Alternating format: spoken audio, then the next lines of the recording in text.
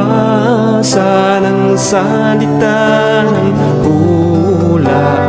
Mapalad ang nakikinig at tumutupad.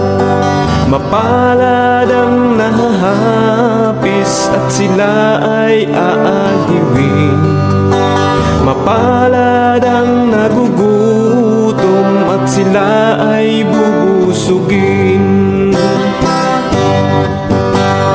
Ang magtiis hanggang sa wakas, sila lamang ang maliligtas.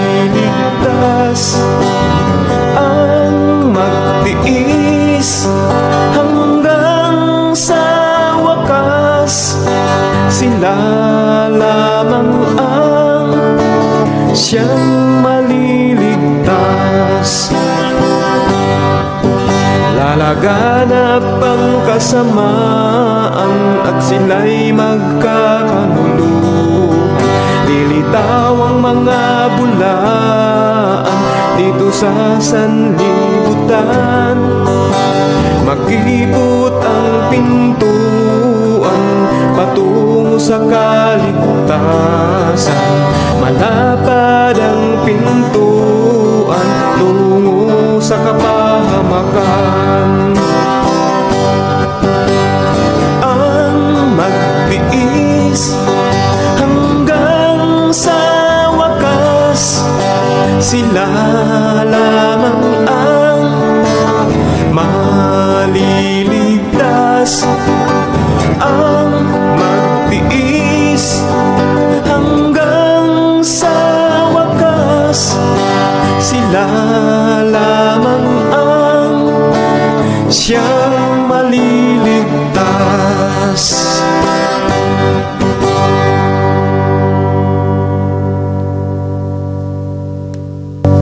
Isa pong mapagpalang gabi sa inyong lahat, mga kapatid at mga kaibigan. Happy Sabat po sa lahat ng ating mga kapatiran at gayon din sa ating mga binabible study, sa ating pong mga kaibigan makakatunghay ng programa pong ito. Ang inyo pong malit na lingkod, Master Guide Fernando B. Camacho Jr. Yan, at ang tumatayo pong host dito sa atin pong gagawin o ginagawa na every Friday na pagtatalakay po sa ating lesson review. At hangad po ng palatuntunan ito ng ayon sa kasulatan na kayo po ay datna ng pabalitang ito saan mang panig kayo ng ating daigdig naroroon, na kayo'y patuloy na pagpalain, pakaingatan ng ating pong Panginoong Diyos. Shalom sa inyong lahat, mga kapatid at mga kaibigan. Kasama ko po ngayong gabi ang ating pong mga pinagpipitagang mga kapatid mula sa iba't ibang mga iglesia. Una ko nang ipakilala sa inyo at bago ko ibigay ang pagbati mula sa kanya, ang atin pong ito po gala itong pastor natin ito kung saan po ito napupunta. Yan. Pero ngayon ang atin pong kapatid ay nasa, saan may sulat ko? Ayan, siya po ay malimit ngayon sa Carmona Seventh-day Adventist Church. Ang inyo naman pong malit na lingkod ay dito po namamalagi. Ang membership ko po ay dito sa Dasma G. Yan, yung Dasma G, ibig sabihin po niyan ay Dasmariñas G SDA Church. Ayan, at bigay ko muna pagkakataon dito kaya sa ating pong pinagpipitagang pastor, yan, Cesar Ramirez. Pastor, bati po kayo, Pastor. Magandang gabi po at happy Sabbath to everyone, mga kapatid, at isa pong malaking kagalakan sapagkat narito po tayo muli. Salamat po kay Master Camacho sapagkat kung hindi sa kanya ay baka hindi tayo natuto ng pag-livestream, kaya malaki ang utang ng loob po dyan at napakasipag na ating kamanggagawa. At nais kong ibalik sa inyo na magandang gabi, happy Sabbath sa lahat po ng nakakaabot ng aming tinig at ang aming mga paghahayag tayo po ay magriripaso ng ating lesson. Marami pong salamat. Yan, at ako'y natutuwa, Pastor Cesar, kasi padagdag ng padagdag tayo sa social media. Ano? At yun naman ang gusto natin, ano? Yan. Ako naman na-train kaya kapatid na Dukusin. Yan. Oo. Doon sa DWAD, si kapatid na Alfred Dukusin. Yan. At kaya pagdating naman dito sa social media, na-train naman tayo kaya Sir Pasamba ng AUP. Kilala mo yun eh. Oo. Oo, yes, may kapatid yata si Dr. Pasamba. Oo, yun. Yun naman ang nakapag-train sa amin mag-asawa para sa social media. At hinihimok nga natin yung iba na mga kapatiran natin na mag-broadcast na rin sila. Umawit or magbigay sila ng gift nila para sa Panginoon. Ano? Yan. At ngayon naman ay ipapakilala ko naman ang ating mga gwapong-gwapong presidente ng Ayon sa Kasulatan. Ayan, no? Siya po ang presidente ng ASK o ng Ayon sa Kasulatan. Si kapatid na Samuel Patalinhog na ngayon ay nasa San Juan, Batangas Seventh-day Adventist Church. At mamaya may isa pa akong papakilala sa inyo, mga kapatid. Pres, bati po kayo, Pres. Okay, magandang gabi po sa atin and happy Sabbath po lahat. Salamat po tayo sa ating pong gawain na ito na ating pong nariripaso ang ating pong leksyon sa buong sanlinggo. At ito ay paghahanda rin natin para sa kinabukasan sa araw ng Sabat. At maibahagi po natin sa ating mga kapatiran sa ating mga kanya-kanyang iglesia. So, yun lamang po. At medyo ang aking boses ay gumagaralgal. So, ako po yung mamaya-maya, sulput lang muna. At inaalalayan ko yung aking boses, mga kapatid. Oo nga, halatang halata eh. So, yan po ang ating presidente dito sa Ayon sa Kasulatan program. At syempre, ay gusto ko rin ipakilala sa inyo ang napakagandang may bahay ng ating pong presidente. Ayan, si Sister Ana Patalinhog na siyang magbibigay sa atin ng panimulang awitin mamaya. Ano, Sister Ana, bati po kayo. Sige po, magandang gabi po at happy Sabbath sa lahat. Lang po. Ayan, so yan po ang ating pong napakasipag na kapatid, no, sa gawain ng Panginoon, si Sister Ana Patalinhog. Ano ho?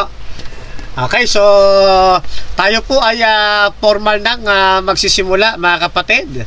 At palagay ko, Pastor Cesar, ikaw ang mapaparaming salita ngayon. Kasi pasulpot-sulpot lang din ako at katulad ni kapatid Dasam. Ano ho? So, mga kapatid, bago tayo magsimula, tulad ng parati nating nakagawian, ano ho, tayo muna ay mananalangin. Siya nga pala, kanina po ay nakaakyat na si kapatid na Jesse Gonzales. Kaya lang siguro medyo mahina yung signal, ay bigla hong nalaglag. Antabayan natin, baka ho makaakyat ulit. At kapatid na Rocky Tulog ay mamaya ay aakyat din po yun. Okay, so sa ating pong formal na pagsisimula, tayo po muna ay pansamantalang yumuko at tayo po ay manalangin. Let us pray po. Dakila po at makapangyarihan naming Diyos, ng tahanan ay nasa mga langit, sa mga pagkakataon po ito ng pagliripaso ng inyo pong inihandang leksyon ay patnubayan kami mula sa palatuntunang ito hanggang sa lahat ng mapapaabutan ng pabalitang ito. At umaasa po kami, Amang Banal, na ang mga butil ng katotohanan may pupunla ngayong gabi o sa mga panahong may mga makakapakinig, makakapanood ng programang ito, ay patuloy silang maging matibay sa pananampalataya at ang hindi namin mga kapatid ay mailapit sa inyong banal na paanan. Kapag nahayag na ang inyong anak sa kataasan, ay marami kaming sasalubong sa kanya amang banal. At kayo po ay makakapiling namin ng wala ng katapusan. Ngayon po Ama, binabalik namin ang papuri, paglolahati at pagsamba sa pamamagitan po ng aming Panginoong Hesus. Amen. Alright, so ang atin pong lesson ay pinamagatan pong ano pa ang hindi ko nagawa. Ayan, ano ho? Ang ating pong programa ay dumaloy sa pamagitan ng panimula ng ating pong panalangin. Susundan po ito ng awiting makalangit ay pagkakalubsatin ng kapatid na Ana Patalinhog. At pagkatapos po niyan ay raragasaan na tayo sa ating pong lesson review. Yan. Bigyan natin ng pagkakataon kay Sister Ana Patalinhog. Ay po mo yung dalawang folder ko din. Dalawang folder. Okay, pa-mute po muna ng lahat. Pastor, pa-mute. At ako'y mag-mute din. Sister Ana, go ahead. As I look back on the road that traveled, see so many times He carried me through. And if there's one thing that I've learned in my life, my Redeemer is faithful and true. My Redeemer is faithful and true. Everything you said you will do. And every morning His mercies are new. My Redeemer is faithful and true in my life.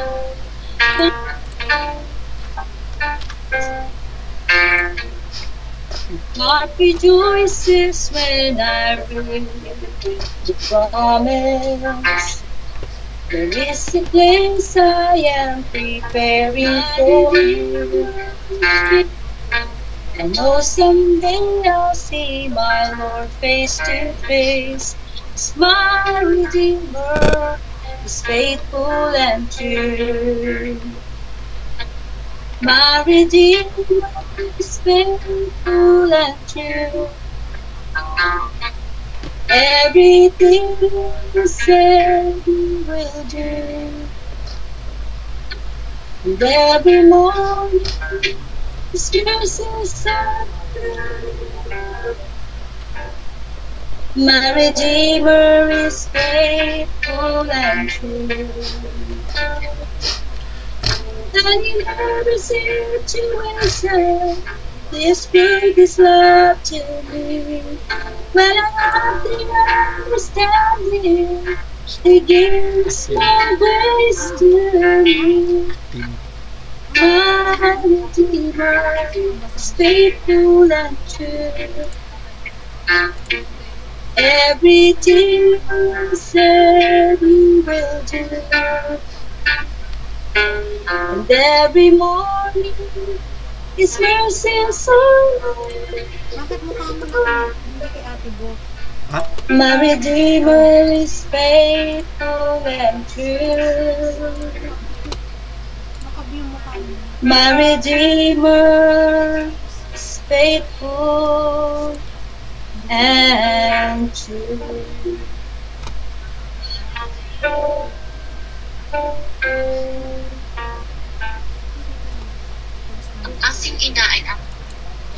Okay, thank you. At pasensya na kayo mga kapatid ha. Nagtataka ako bakit yung mukha ko yung nakapresent eh. Hindi na, mahirap talaga yung hindi marunong sa Pastor Cesar eh. Sa social media eh. Ang alam ko lang i-live tapos pero narinig naman ang kanta ni Sister Bot. Ayun. Oo. Baka sabihin maganda boses mo. Bakit kaya gano'n, ano? Ipagpatawad, Sister Bot, ewan ko ba? Share yun sa share. Ma'am, Pag-aaralan na lang. oo, pag-aaralan ko pa ulit. Paano man, ba't ba nangyari yun? Ang alam ko. Ha? Okay lang yun, bro. Oo, pasensya na talaga. Diyan ka sa comment section, pasensya na rin po, ha? Kung bakit nagkaganon. Hindi tayo biyasa paggamit ng Zoom. Yeah.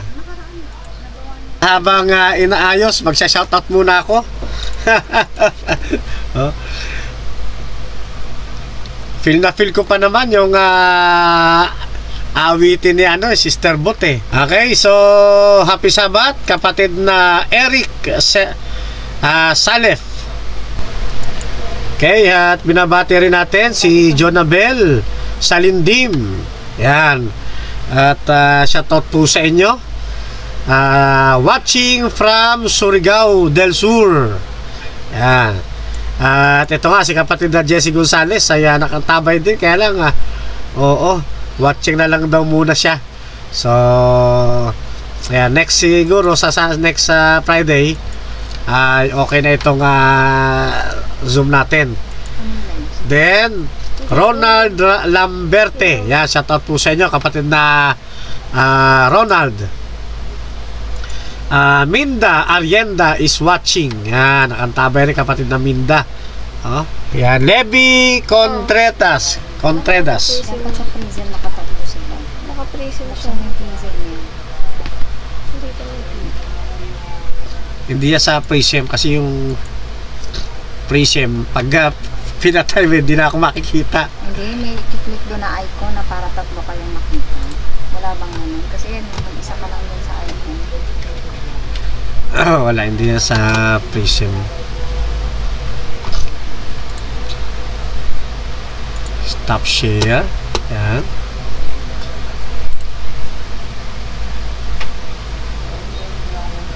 Nagka-pornada pa yung ating Pastor, shout out ka nga ulit, Pastor. Baka titignan ko kung Shout out po sa mga natin na sumusubaybay sa ating pong mahal na lingkod na si Master Camacho, na isang aking mentor. So, happy Sabat po sa inyong lahat. Ayun. Hindi, galing pa rin. Oo, ako na ba? Master Camacho na po, na isang aking mentor. So, ano kaya ang naging problema nito, Pastor? Rosa, may idea ka?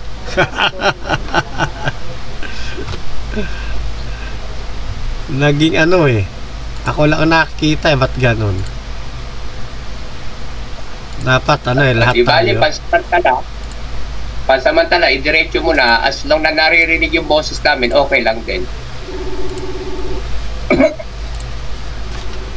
Para magpatuloy tayo. Oo nga eh. Wala, mga baguhan tayo dyan, bro eh. Ayan, nakikita na yata. Ayan na. Ayan. Okay na ba? Oo, parang nakikita ko na eh. Sige pa, ulit ha?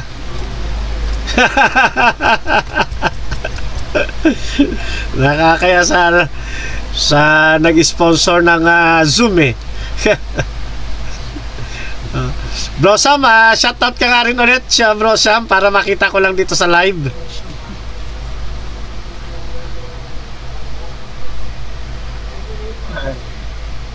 Magandang gabi po ulit at happy Sabat Ikaw lang. sa ating lahat mga kapatid.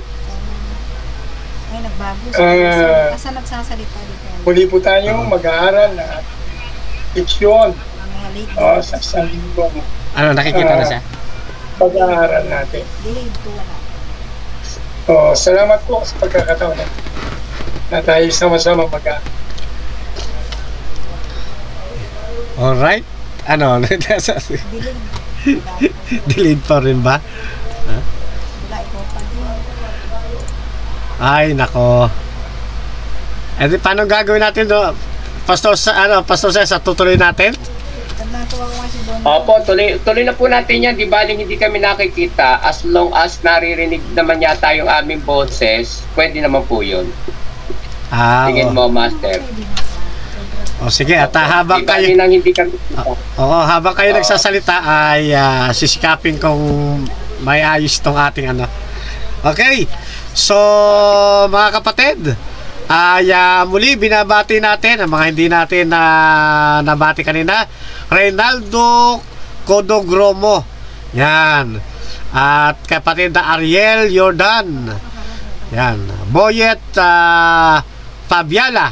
Happy Sabat po sa inyo. Ganon din kay Jason Maisa Baisa. Yan. At kay kapatid na Ronald Lopez. Yan, shoutout po sa inyo.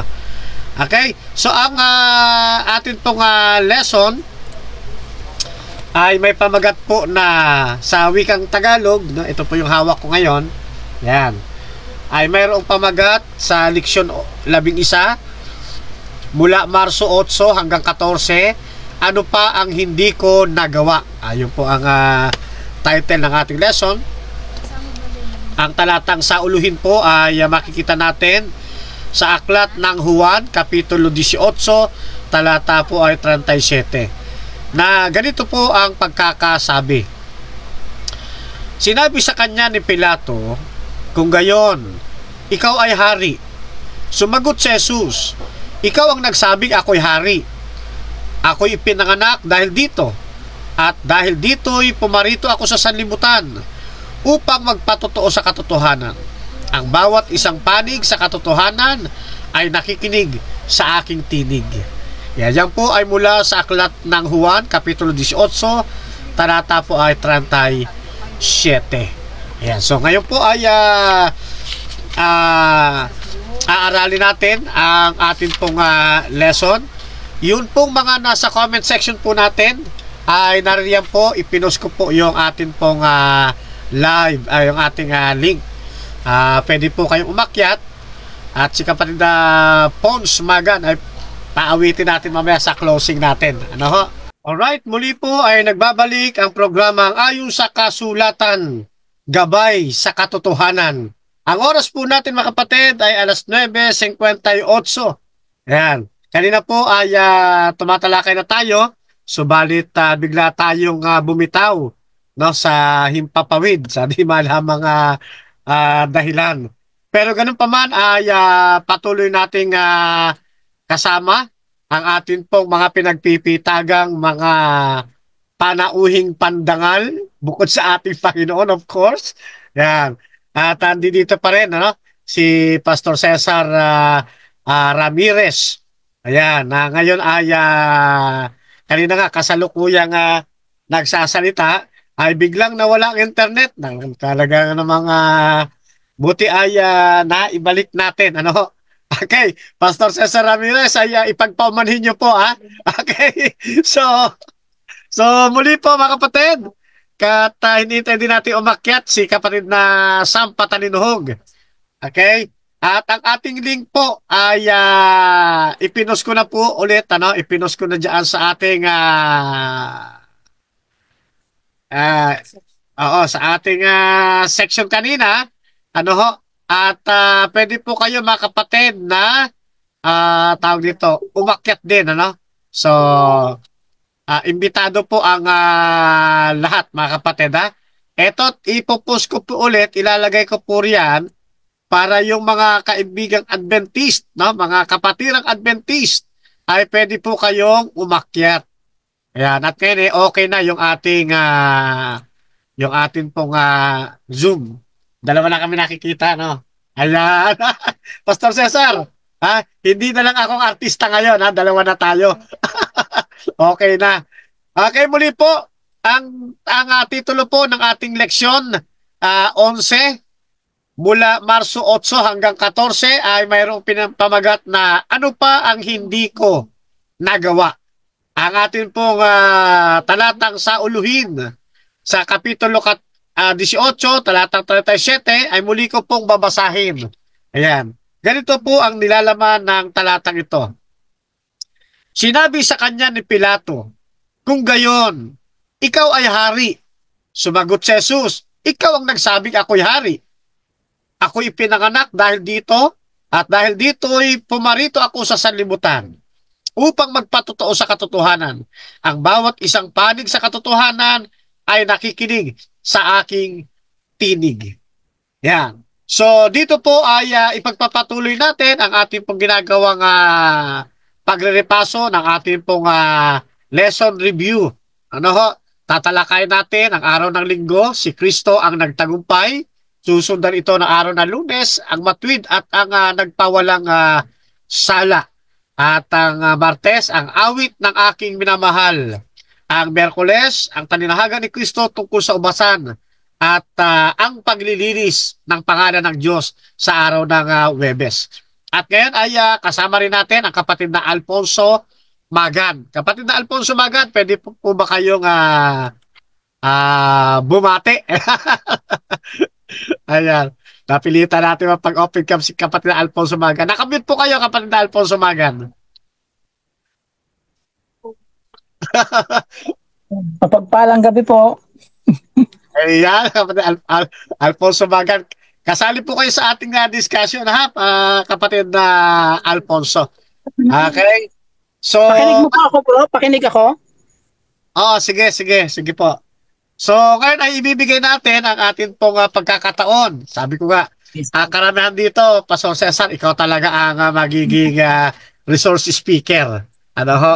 At kung merong katanungan o mga susog o gustong idagdag sa ating comment section, ay ilagay nyo po dyan at akin pong babasahin. Ano ho? Yan, akin pong babasahin. Sapagkat kasama po kayo sa atin pong gagawing pagsasag-usapan ngayon. Ano, sa ating pong lesson review. Pastor Cesar? Kunin mo lang ako. Bibigyan nyo ang aking gitara. As like, dali. Okay, so pamute po muna ng mga okay, ako rin ay mag-mute.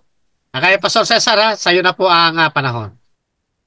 Okay, magandang gabi po at ang ating pag-aaral, magtutuloy-tuloy na po tayo. Ang previous week po ay diniscuss po natin yung rules of engagement na dito po ay naintindihan natin sa dalawang naglalaban o conflict ay mayroon laging set of rules na ito inilalatag bago mag-umpisa. Sa gera nga, nung panahon ng gera, Master, yung panahon ng Hapon, ang rules of engagement, kapag yung sundalo nagpa-parachute, hindi mo pwedeng barilin. Bawal mo na nasa ere. Tapos, bawal mo barilin yung civilian. Tapos, yung mga babae. Pero, merong mga lumabag dito. Naging abusive tong mga Japanese. And until now, nagbabayad sila ng war damage doon sa mga comfort women. And then, meron ding rules of engagement yan. Yung tinatawag na yung aarestuin yung isang tao, you have the right to remain silent. Ang isang akusado ay nilalagyan ng barricade yon, yung parameter, yung kulay dilaw, para yung bystanders, kasi magkakaroon to na abusive of power o overkill. May mga paminsan-minsang papasok yan para sumuntok doon sa isang akusado. Kaya maganda na meron ding set of rules of engagement upang maproteksyonan din yung criminal. So yun po yung sa loob naman ng korte, ini-apply din po natin yung rules of engagement. Yung isang akusado, you have the right to remain silent or I invoke my rights in self-incrimination. So yun yung kanyang paraan upang idepensa. Pero sa korte na naganap dito, pag-uusapan natin yung bang mga rules and regulation. Tinanggap ba ni Jesus yung fair trial? Okay, yan. So ito po ating lesson. Maganda mga kapatid na ating pag-aralan.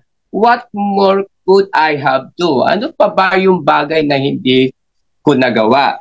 Kapag ka ating titignan yung lahat ng ginawa ng ating Panginoon, lahat ay ginawa ng Panginoon. So merong dalawang major division yung ating lesson. Yung isa, yung controversy, yung part 1, yung battle between Christ and Satan. And then yung ultimate na victory ni Jesus, yun sa cross of Calvary. And then tayo ay nandito sa yugto ng part 2. Yung struggle naman niya, yung battleground, hindi na yung dalawa nagboboxing dito. Master, ano? Ang nagbo-boxing na dito, ang siyang nasasacrifice, yung battleground, tayo yun. Yung controversy, kapag ang isang tao nag-decision, sino ang kanyang susundin, ang kabutihan ba o ang kasamaan. Sa ating mga decision making, palaging merong continuous battle. Ngayon, medyo malalim yung pag-aaral lesson, pero bibigyan natin ito ng pahapyaw. Kasi dito binanggit yan yung vineyard na dapat tayo ay nagbubunga. Tayo itinulad sa ubasan na inalagaan, ginastusan, inaruga, nilagyan ng bakod. Then, at the end of the day, walang maiproduce na magandang bunga. Pati yung mismong nag-aalaga, sinasaktan nila. And then, sa parable, yung parallelism nito sa chapter 21 ng Book of Matthew, binanggit din dito yung mag-uubasan. Ito ay nagre-represent sa kanyang bayan. Tapos, dito sa araw ng Thursday, binanggit dito yung vindication of God's name. Ito po ay nagre-represent symbolically sa vindication ng Diyos sa atin. Lahat ng ginawa ng Diyos, narito po yung isa, yung paglilinis, yung purifier, paano tayo dinadalisay ng Diyos, tatalakayin po natin yan. Okay, balik tayo doon sa ating key text. Ang key text po, ang sabi po doon, nung dinala nila si Kristo, ang tanong dito ni Pilate, "Are you the king?"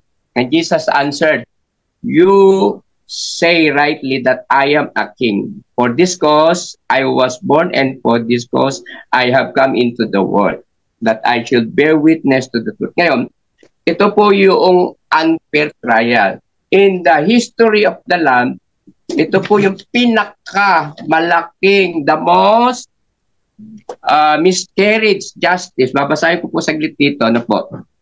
If I personally ever had the misfortune of landing in court in criminal or even capital offense, that's the sort of court I'd like to be in, because I stand very best chance of finding mercy. At least that's the way I was supposed to work. Sabi dito, Jesus faced Sanhedrin. It was one of the biggest miscarriage of justice in human history. Babanggitin ko na lang, sasummary ko na lang, ano? Sa trial, dapat may dalawang saksi. Pero walang saksi. Nando si Nicodemus, supposed to be members of the Sanhedrin of the court, pero wala din. Hindi rin. Si Joseph Arimathea was also a member of Sanhedrin, pero hindi dumating. At bawal magkaroon ng trial ng gabi. Marami. At hindi ka pwedeng maglagay ng akusado na walang legit na witness. Dapat dalawa.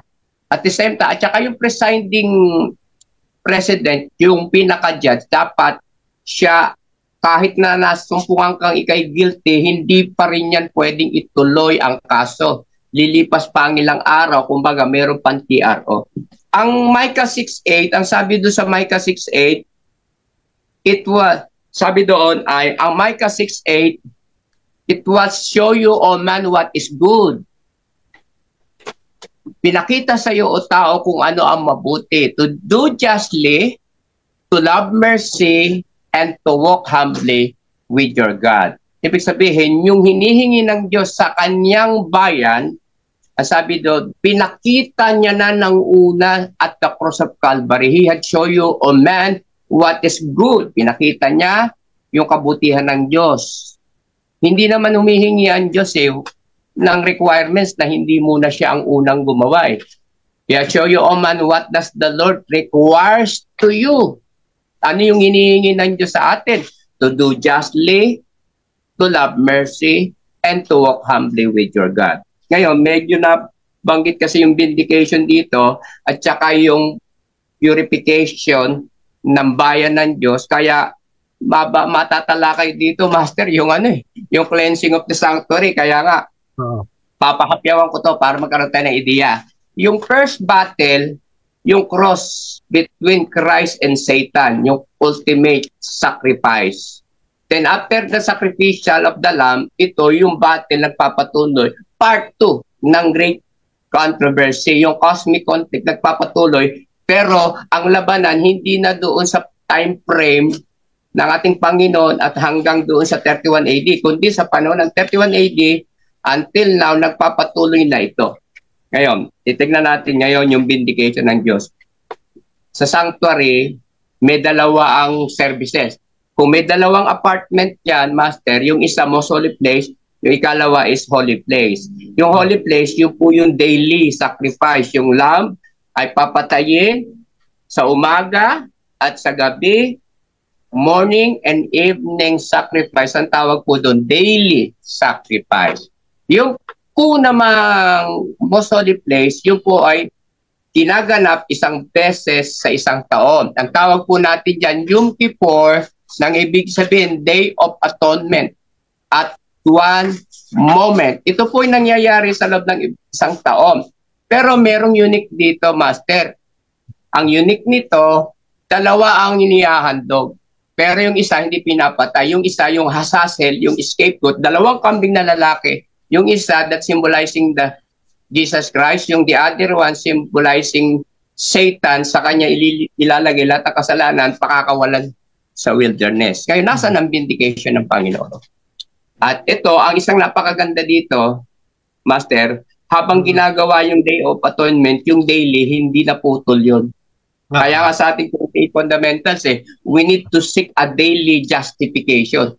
Kasi kung pinanood ko, Master, yung debate mo, yung OSAS, ang ganda ng deliberation mo dun Kung totoo ang OSAS, dapat tapos na di ba? Yung event ng pagliligtas, yung atonement, dapat tapos na Pero bakit pagkatapos dun, may daily pa rin? Di ba? Daily. Di ba? May daily. Ibig sabihin, araw-araw tayong humihingi ng pag-aaring ganap kasi araw-araw si Satanas taga-sumbong ng ating kasalanan.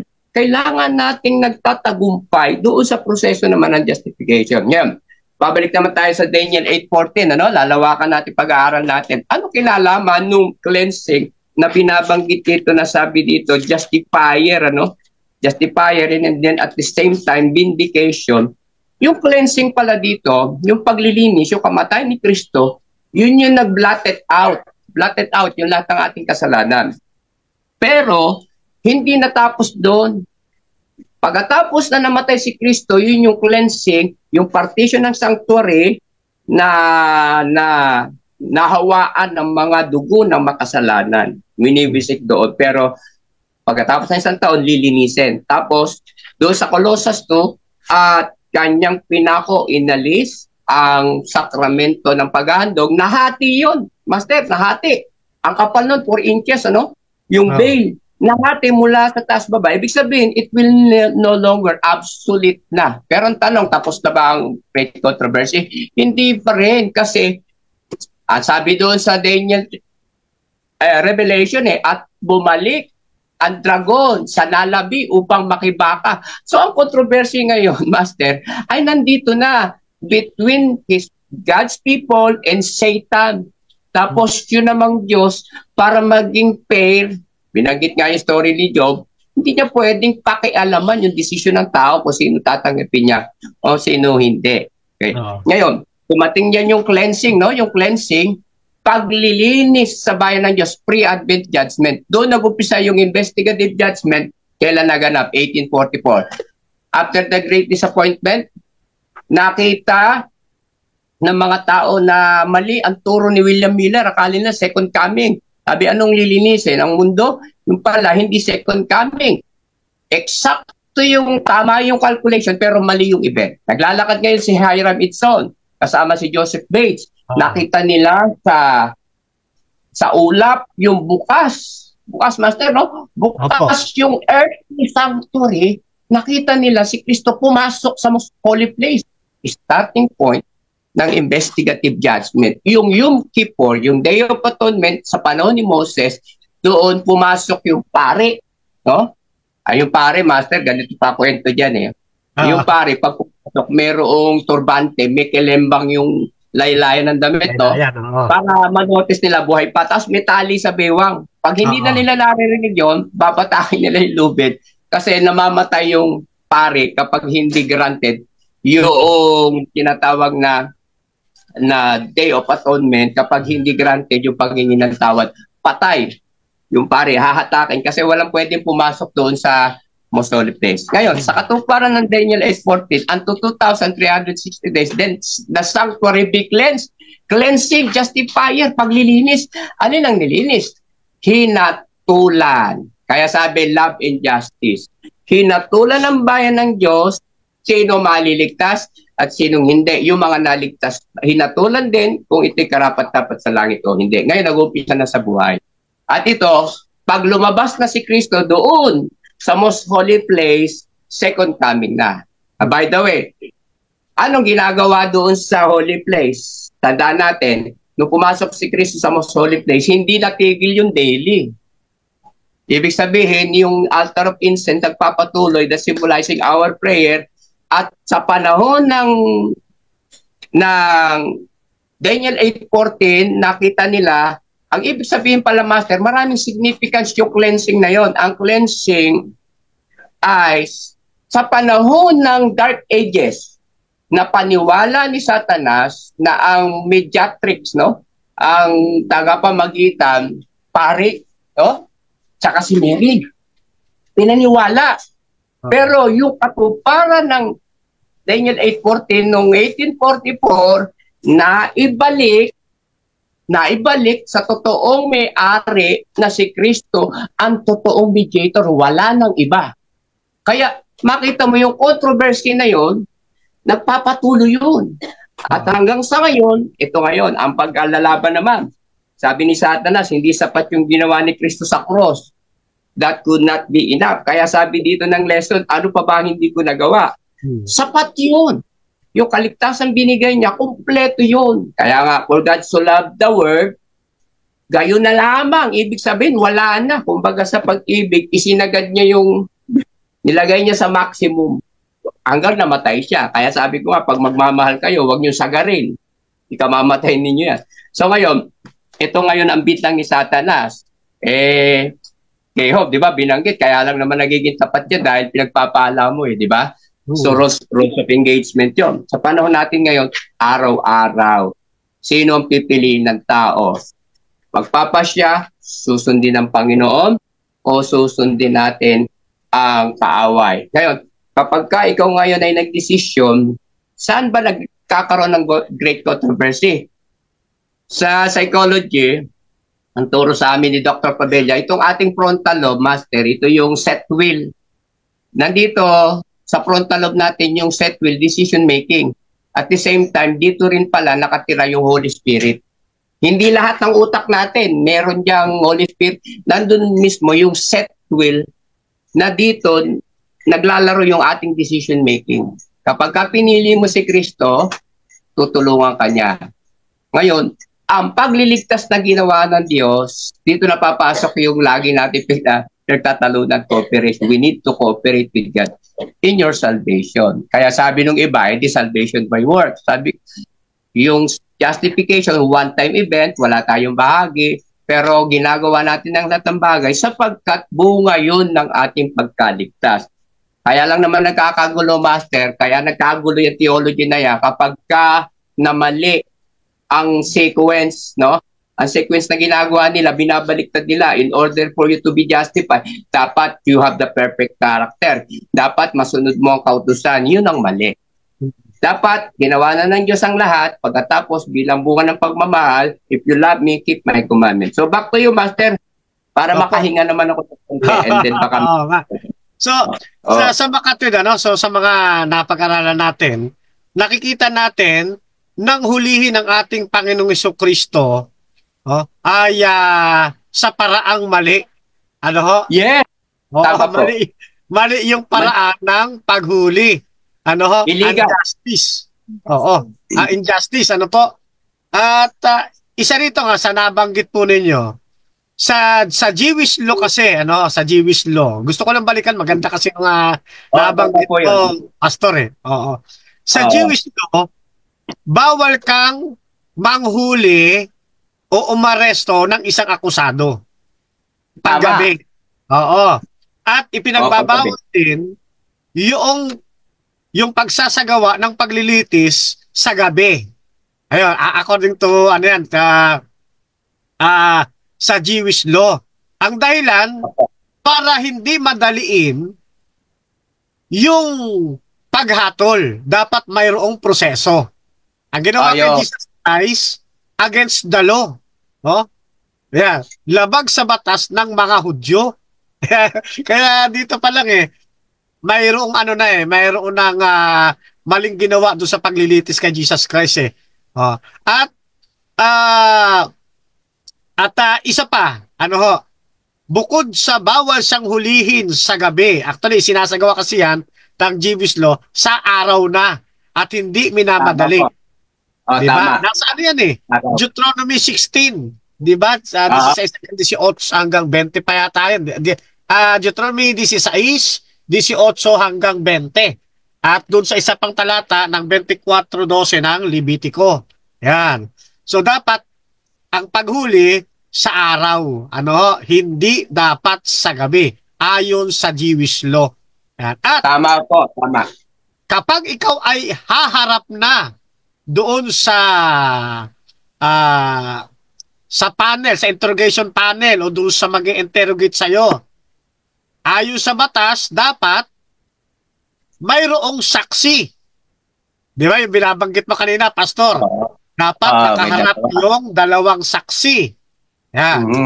Na saksi o sumasaksi kung totoo nga yung inaakusa kay Jesus Christ. At si Jesus Christ magdadala rin ng saksi para naman sa panig niya. Yun. Sa ganitong paraan, patas na may sasagawa nila yung proseso ng investigasyon. Ito yung hindi nangyari kay Jesus Christ. Kaya sa una pa lang, mali na yung ginawang paghatol, yung tawag dyan, pag-i-interrogate kay Jesus Christ. Kasi noon, wala naman silang tinatawag na pastor wala naman silang tinatawag na ano ba ito, yung tinatawag natin ngayong Miranda Doctrines. No? Wala sila noon noong first century. Kasi yung Miranda Doctrines, late na lang yan Diba? 1966 lang yan yung pagdesisyon ng Korte Suprema ng United States. Kasi nagkaroon ng kaso dyan, ang isang kriminal, no? Yan. Nasa internet yan yung Miranda versus Arizona. Actually, mali nga rin, Pastor, yung ginagawa ng iba ngayon Ilalapat ko lang dito kasi meron akong gustong i-point. Sa panahon nating ito, bagay yung paglalapat ng Miranda Doctrines maririn Kasi ginagawa yan ng mga pulis sa ngayon kapag ang isang akusado ay dinadakip na. Di ba? Pag dinakip ka ngayon, babasahan ka ng Miranda Doctrines. Pero hindi dapat binabasa ang Miranda Doctrines sa panahon ng paghuli. Binabasa ang Miranda Doctrines sa panahon na ang tao ay i-interrogate na. Kaya dapat nandoon na yun sa kustodiya ng o kung saan man siya ilalagay. Doon ilalapat o babasahin yung Miranda Doctrines. No? Na ang akusado may karapatang kumuha ng kanyang abogado, may karapatan siyang manahimik. Nabuo kasi yan, gawa ng dito nga sa isang taong ito na kriminal na hindi nabigyan ng tamang hustisya. Basta siya'y pinaamin, tapos ay hinatulan ng kamatayan. Hinatulan sa batas. Kaya nabuo yung Miranda Doctrines. Na dapat ang pagbasa nito sa panahon ng interrogation. Hindi sa panahon na ang akusado ay huhulihin. Ayan po ang dapat na ginagawa ng kapulisan natin dyan Ngayon, bakit natin nababanggit itong bagay na ito? Sa simula pa lang, ay hindi na naibigay kay Jesus Christ yung tamang hustisya. Kasi, makikita natin dito yung kaibahan ng hustisya ng tao at ng hustisya ng Diyos. Pastor, doon sa mga bagay na sinabi po ninyo, nakita ko na ang hustisya ng Diyos, Lalo doon binanggit niyo yung tabernacle hanggang sa aklat ng Apokalipsis. Ang hustisya ng Diyos napakaganda. Dumaan siya sa tamang proseso. Kaya nga doon sa sa chapter 14 ng Revelation, di ba? Yung mensahe ng tatlong anghel, yung dumating na ang panahon ng kanyang paghatol. Oh, ang ginamit sa Greek niyan Theseus Kresis. Di ba? Na ang ibig sabihin ay ang Diyos nagbibigay ng maayos na pagsisiyasat doon sa lalapatan ng parusa. Yan, no? O lalapatan ng paglabas ng hatol. Kumbaga, investigative judgment. Hindi kagaya sa panahon ni Kristo, walang prosesong ganito. Lahat pag-uusig. Pero sa batas ng Diyos, dadaan sa tamang proseso. Kaya lumabas sa atin yung investigative judgment. May tamang paraan, yung kresis. Hindi agad krema o verdict agad ang inilabas ng Diyos, pastor Yun ang kagandahan sa ating Panginoon. Kundi meron siyang may tama siyang proseso. Na pagdating ng araw, kahit questionin mo ang Panginoon, wala kang butas na na makukuha. Very fair ang ating Panginoon, hindi kagaya ng batas ng lupa sa panahon ni Jesus Christ. Sa panahon natin ngayon, lagi mayroong butas. Pero kapag ang Diyos ang nagbigay ng pasya, nagbigay ng hatol, kapag dumating na ang Panginoon Kristo, wala kang ma-question. Kahit nga yung pastor, kung natatandaan ng mga kasama natin sa Himpapawid, yung paraan din ng pagpapatawad sa atin ng Diyos, may proseso rin Di ba? Ano sabi ng Panginoon, di ba? 1:18 ng Isaiah. Pwede mong questionin ng Panginoon Pakipagkatwira ng kanya. 1:8 ba yun? 1:18. Basta something like that, di ba? O pwede ka makapagkatwira na, sabi niya. Di batihin mo ako. Pero, gaano man kapula ang iyong kasalanan, kaya ko yung paputiin. Yan. Yun ang kagandahan sa ating Panginoon. May karapatan ka mag-question at siya naman ay sasagot ng naaayon sa iyong gustong malaman. At yan ay mangyayari hanggang sa panahon ng paglalapat ng krema. Kasi sa ngayon, pa lang ang dumating yung kresis yung investigative judgment, yung pagsisiyasat pa lang, hindi pa talaga yung krema. Kaya yung mga taong ayaw sa dinidiscuss mo, pastor, sa investigative judgment do sa tabernacle, malaki ang kanilang pagkukulang sa pag-aaral ng Biblia. At makikita mo, kapag inignore mo yung tabernakulo, yung ating doctrines na yan, yung sanctuaryo, marami kang hindi masusundan sa banal na kasulatan, pastor. Tama po yan. Okay. Kapatid Samuel, ano ka lang raise your hands lang or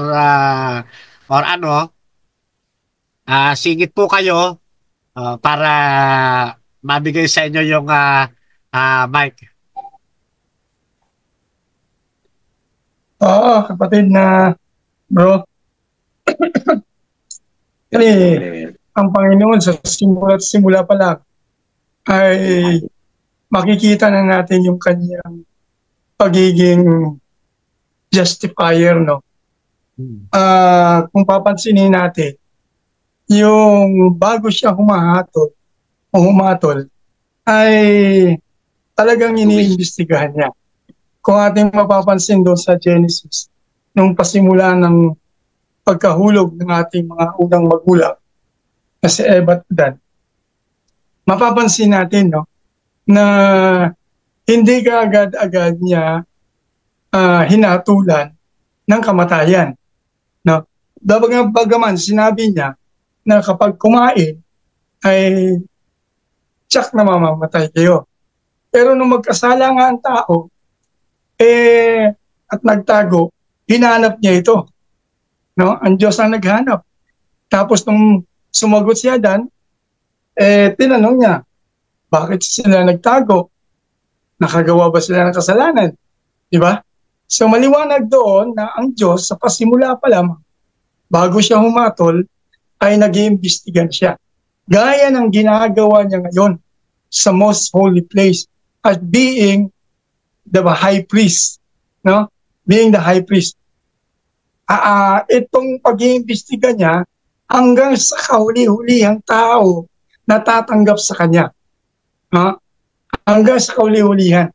Sabi nga doon sa sulat ni Ellen White, I forgot the book, na kapag yun daw huling matatatakan, no, ng banal na espiritu, ay aakyat yung anghel na magsasabi sa Panginoon, Panginoon, natatakan na, tumanggap na sa iyo yung anak o kahuli-hulihang anak na tumanggap sa iyo. So doon pa lamang magbibihis ang Panginoon muli ng panibagong damit, yung kingly robe. Uhubaray niya yung kanyang priestly robe, pagkatapos isusuot niya ngayon yung kingly robe niya. Kung papapansin natin mga kapatid, makikita natin sa panahon na iyon na bababa ang Panginoon at dito magkakaroon na ng final judgment. Final judgment sa mga taong sumusunod sa Panginoon at gayon din sa hindi sumusunod sa Panginoon. Merong reward at merong mga parusa. So, maliwanag sa lesson natin na yung kaaway, yung demonyo, marami siyang akusa sa ating Panginoon. Ang Panginoon ay hindi just, siya ay Panginoon ng wrath, God, di ba? Tapos, hindi kayang sundin ang kautusan ng Diyos. Marami. Lahat ng akusa na pwede niyang ibato sa Diyos, ginagawa niya na. Pero ang Diyos, ipinapakita niya na yung kanyang pag-ibig at yung kanyang justice, no? Yung kanyang mercy and justice ay nagagawa niya itong maipagsama na hindi magkahiwalay. Dati sa atin kasi, hindi pwedeng ganun eh. Sa tao kasi, pag naglahad ka ng ebidensya, doon lamang sila hahatol. Pero, minsan, yung ebidensyang mga nailahad, minsan ay palpak. No? So, hindi na gagawa ng tamang justisya yung taong nasasakdal. Pero sa Diyos, ay sadyang pinakita niya na doon sa krus ng Kalbaryo, na verdict na siya doon eh. No? Yung kanyang karakter, yung kanyang yung mga akusasyon sa kanya, nagawa niya na yon. Lalo pa, higit pang mangyayari ang kanyang pagtatagumpay kapag sa huling panahon ay tatapusin niya na yung ama ng kasinungalingan na si Satanas. So, doon muna tayo, bro.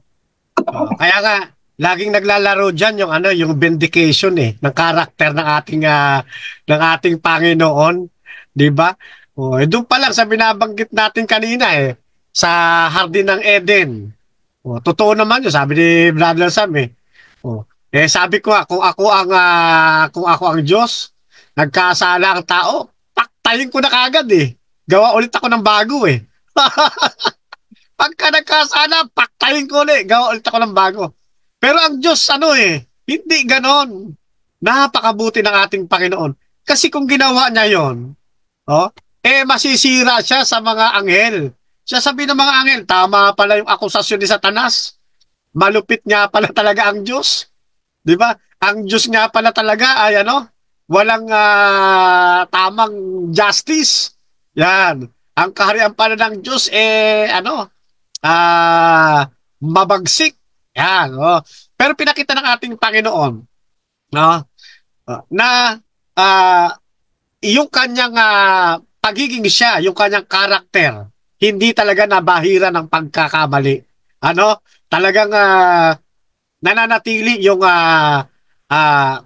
yung pagiging pure, ano, ng kanyang makatarungang tingnan nyo, doon sa nang nilikha ng Diyos ang tao. 'Di ba? Ang tao noon may buhay na walang hanggan eh. Si Eva at Adan, wala namang kamatayan yun eh. May buhay na walang hanggan yun eh. Kasi yung ibinigay na hininga ng ating Panginoong Diyos doon kay Adan, yung hininga mismo, sa Greek ang ginamit doon Zoe, eternal life. Walang katapusan yon. Kaya yung kanyang tawag dito, yung kanyang laman, yung kanyang laman ay soke. May soke. Habang yung Zoe, na buhay na walang katapusan, ay nandoon sa laman, walang kamatayan ng tao. Kaya lang dahil dito kay Satanas, dahil nga gustong sirain yung karakter ng ating Panginoon. Doon pa lang, nung kinain ni Eva at ni Adan yung prutas, akala ni Satanas, natalo niya ang Diyos eh.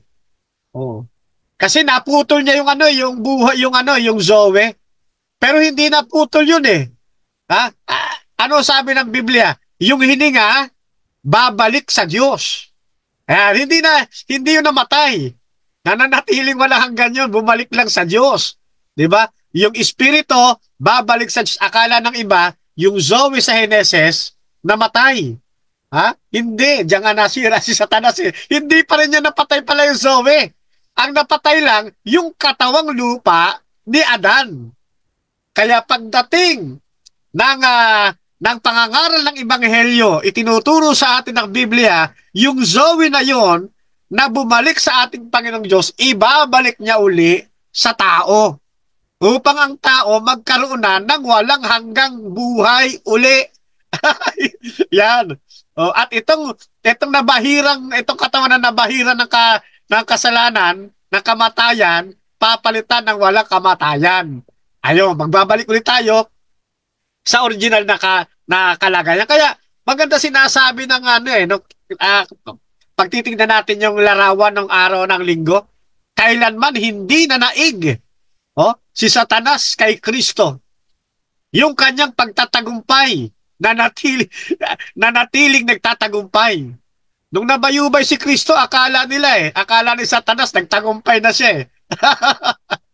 Diba? Yun pala, nagkamali siya sa kalkulasyon niya. Yung kamatayan pala ni Kristo ang lalong magdidiin sa kanya sa kahihiyan. Na nagtagumpay ulit ang ating Panginoon. Lalo na nung ating Panginoong Jesucristo nabuhay na maguli. Ayan. Kaya kailanman hindi sila magtatagumpay sa ating Panginoon. Kaya nga, sa dinidiscuss ni Brother Sam, nakikita rin natin. Ang ating tagapamagitan, ang ating priest, ang Panginoong Jesucristo. Siya ang ating abogado, Pastor Cesar. At yung hatol sa atin, pag nagpalit na mula sa priest na robe, papalitan ng king, ng makaharing kasuotan. Yan din, nating abogado ang siyang magbibigay ng hatol sa kanyang sa mga tao. Kaya pala, ang sabi ng Roma 8, Pastor Cesar, Brother Sam, ang mga na kay Kristo, wala ng hatol. Ano ba ipapangamba mo? Siya ng ating abogado. Siya rin ang ating ang magbibigay ng hatol. Ano hatol ibibigay sa atin? Hindi hatol papunta sa impyerno. Yan. Kundi hatol na tayo magmamana ng buhay na walang hanggan. Ayan, Pastor Cesar, ano masasabi mo riyan? Okay. Susundan ko po yung iyong sinabi na yan. Habang si Kristo ngayon ay nasa most holy place, dalawa yung kaniyang duty, mediator, at the same time, tuloy-tuloy yung daily. Siya yung nag-a-assess doon sa ating araw-araw na panalangin, nagsisimbolo sa morning and evening sacrifice. Pero pag lumabas na siya doon, binanggit mo kanina, hindi na siya tatayong mediator eh. Judge na, hukom na. Hukom na. So, in other words, kapag kailalarawan natin anong ginagawa ni Kristo, meron pala doong judgment hall, doon sa most holy place, na andoon bawat isa nililitis ang ating pangalan. At sa panahon ng paglilitis, fair trial. Alam mo, kung ako, Master, sa Panginoon, babawi ako kung ako si Kristo Sasabihin niya, ikaw Pilato, nung ako nilagay mo sa hukuman mo napaka-unfair mo Diba? Napaka-unfair mo. Lahat ng rules of law na suspended Lahat ng mga illegal, ginawa mo sa akin yung illegal detention, illegal decision, illegal witness, tampered lahat ng mga accusation mo sa akin. Pero ngayon, ako ngayon ay tumatayo bilang tagapamagitan, babawi ako, di ba? Pero fair. Ngayon, siguro lalawigin natin ng konti pag-aaral, baka kasi bumangon itong katanungan. Ang Panginoon ay nililitis ang bawat tao. Pero sa paglilitis, meron din tatayo na dalawang saksi. Yan. That two witnesses. Ngayon, itong two witnesses na to, sabi nung iba, the Old and the New Testament. Sa malalim na pag-aaral, I do not know if some of you might be agree with me or not. Ito pong dalawang saksi sa bawat isa na lilitisin sa panahon ng 2,300. Ito po yung 70 weeks, panalangin ni Daniel, na si Kristo ay inumpisa niyang gampanan niyang pre-advent judgment, investigative judgment, noong 1844. Inumpisa niya hanggang ngayon tuloy-tuloy yan. Tayo ay nililitis, pero hindi unfair. May dalawang witness. Ang tanong diyan, Master, sino yung dalawang witness? Ito yung dalawang witness. Ang dalawang witness ay yung 24 elders. Sabi mo, teka muna, bakit naging 24 yan? Kasi bakit 24? Yung 12, times 2. Ibig sabihin, ang bawat tao ay uuwi lamang sa 12 klase ng tao.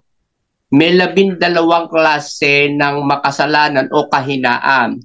Itong 24 elders, paano napunta sa langit? Naalala ninyo, nung namatay si Kristo, yung first fruit, umakyat sa langit yan, nabuhay, special resurrection na buhay. Pag akyat niya sa langit, ito ay umaakto na 24 elders, mga ordinaryong tao na naligtas, na nagtagumpay sa kanilang kahinaan. Itong kahinaan nito, may kanya-kanya yan. Yung isa dyan, siguro, mahina sa chicks, no? Yung isa dyan, LGBT, nagtagumpay. Baka ang isa dyan, magnanakaw. Yung isa dyan, mayabang, no? Pero dahil sa dugo ni Kristo, nagtagumpay sila naligtas. Ngayon, kapag hahatulan ni Kristo ang bawat tao at walang two witness, magiging unfair. Hindi naman pwedeng angels kasi sinless sila. Ngayon, sino witness? Kung ano ang kaso ko, kunyari, ang kaso ko pag nanakaw, yung dalawang magnanakaw ang tatayo sa puder ko upang maintindihan ni Kristo ano ba ang naging struggle no magnanakaw. Kaya dito, nagiging fair and trial sa panahon ng investigative judgment sapagkat may dalawang witness. Kaya yung 24 elders, dinoble yung 12. Dalawa ang witness na tatayo sa atin na may kapareho ding kahinaan na nagtagumpay at sila'y tatayo bilang abogado natin sa harap ni Kristo. Kasi magiging unfair kay Kristo kasi hindi naranasan ni Kristo maging bakla. Hindi naranasan ni Kristo ang maging pakiramdam ng guilt nung ikaw ay nakapatay. Ano ang pakiramdam ng ikaw ay binubugbog ng konsensya dahil sa iyong pagkakamali at saka yung shameful. Ito ngayon, dalawang saksi ang tatayo sa puder ng tao at magpapaunawa upang maging fair ang judge ng Panginoon. Okay, maraming salamat po sa inyo. Back to you, Master. Sa bahagi niya. Kapatid na Sam. Diyan ka pa, kapatid na Sam.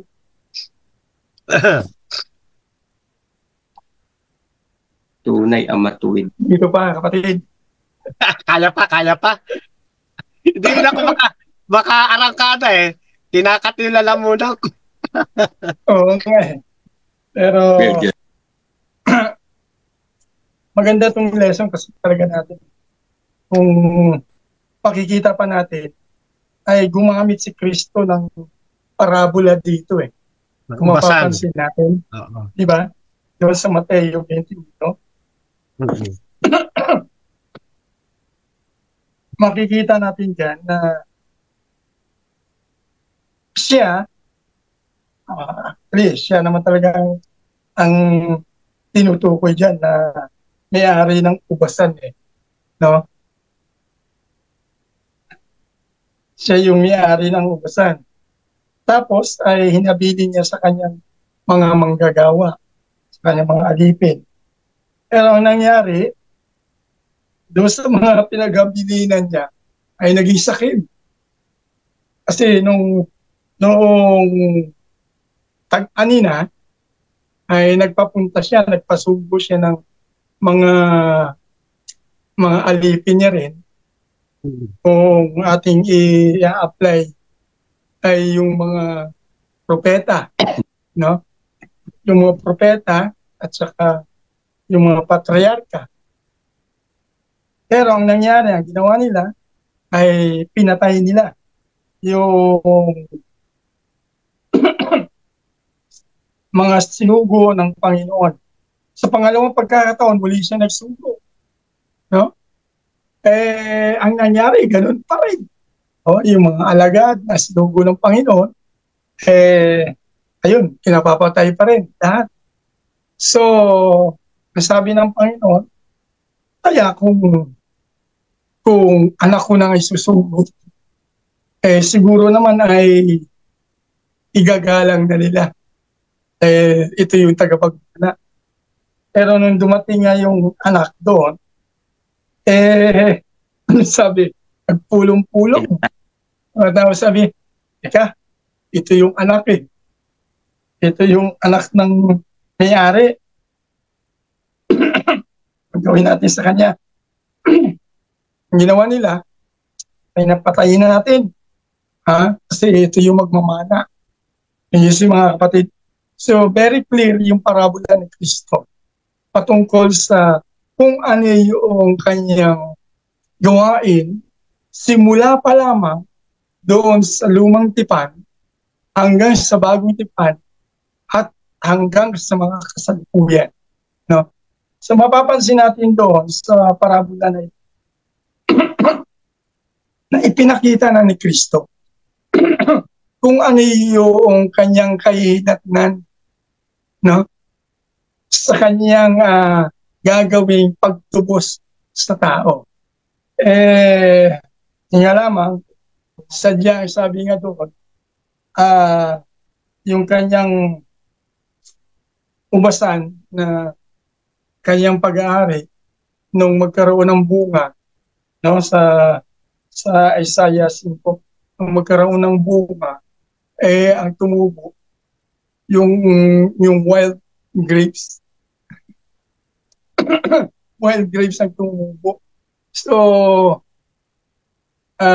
tinawag niya yung kanyang mga tao doon sa 5:7. Mapapansin natin dyan na ang Diyos, ang Panginoon mismo, ay humingi ng kanyang napapagkatiwalaan na tao na siyang hahatol din. Di ba? Nakasama niyang hahatol.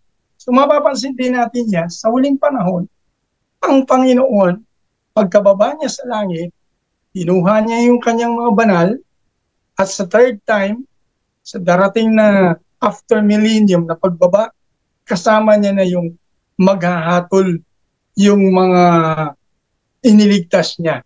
No? So walang makikita yung judgment kasi ng Panginoon, hindi lamang sa mundo nating ito, no? Na ipapakita ng Panginoon yung kanyang justice and mercy, kundi ito ay sa kabuuan ng universo na nilalang ng Panginoon. So, makikita ngayon, magkakaroon ngayon ng mabibindicate ng Panginoon yung kanyang karakter, yung kanyang ginawang pagmamahal sa tao, na at yung freedom of choice na ibinigay ang Diyos sa tao na hindi niya kailanman sinasansala. No? Hinayaan niya ang tao na mamili kung ano ang tama at kung anong mali. So, yun ang ating Panginoon, mga kapatid. Kung paano siya puno ng pag-ibig at naipapakita niya rin yung kanyang pagiging just sa kanyang paghatol. Oo. Ito nga no, yung kasaysayan ng Matthew, no, yung chapter 21, yung tungkol sa ubasan. Actually, ito rin yung binabanggit dito sa Juan 10 Juan 1:10 hanggang 11, di ba? Na ang sabi, siya'y nasa sanlibutan at ang sanlibutan ginawa sa pamamagitan niya. At hindi siya nakilala ng sanlibutan. Siya'y naparito sa sariling kanya at siya'y hindi tinanggap. Ayun. Yung salitang nakilala dito, Bro Samuel, hindi ito yung yung nakilala na common, no? Yeah, kundi ito yung yung inaangkin, kumbaga, yun yung kinikilala mo siya ng malalim na pagkilala. At sabi rito, hindi siya kinilalang ganon. Hindi siya tinanggap ng sariling kanya. Kaya, pagdating doon sa Matthew 21 verse 43, ano sabi roon? Aalisin na niya sa inyo ang kaharian ng Diyos at ibibigay doon sa bansang nagkakabunga. Kaya, isang magandang pagkakataon din yung nangyari na sa ganitong proseso, nagkaroon ng pagkakataon ang mga Gentiles na maging mga lingkod ng ating Panginoong Diyos. Ang layunin kasi ng ating Panginoon kung bakit pinili niya ang Israelites. Kasi yan ang nasa gitna ng sanlibutan ng araw, sa geografiya nila ng araw. Ang Jerusalem ang pinakasentro. Ang layunin ng Diyos mula sa kanila is spread yung mga aral ng Panginoon. Kaya lang sinarili nila yung pagkakataon At hindi pa nila kinilala yung ating Panginoon. Kaya ibinigay ang pagkakataon ito sa in-extend ito sa mga Gentiles. At ito yung pinagpapasalamat natin sa Panginoon. No? Kasi siya mismo ang gumagawa ng paraan para abutin yung mga taong gustong kumilala sa Kanya at malapatan ng isang tamang proseso ng paghatol. Ayan.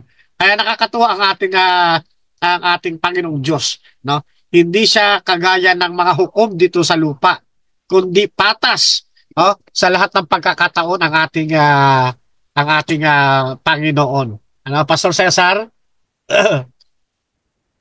May inililista ka kanina Pakinggan natin yan.